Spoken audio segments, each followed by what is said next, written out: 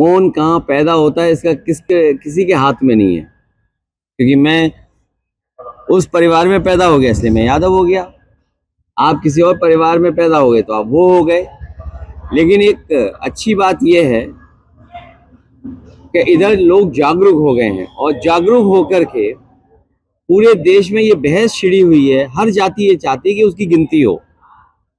पूरे देश में एक अच्छाई ये आई है कि हर व्यक्ति चाहता है कि उसकी जाति के बारे में गिनती हो और जानकारी हो।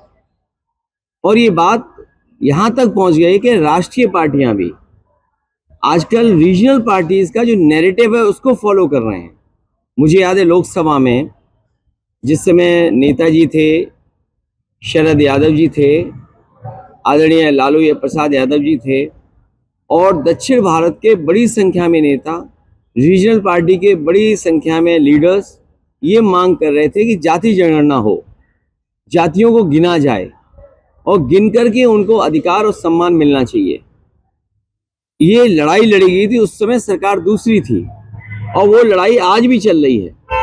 अब सोचिए, कांग्रेस भी कह रही है कि हम जाति जनगणना कराना चाहते हैं, बीजेपी भी दबी जबान कहती है कि हम जाति जनगणना कराएंगे। तो ये एक अच्छी बात हो गई है कि पूरे देश में ये बहस छिड़ गई है और सबने स्वीकार कर लिया है कि जाति जनगणना होनी चाहिए और जाति के हिसाब से अधिकार और हक मिलना चाहिए।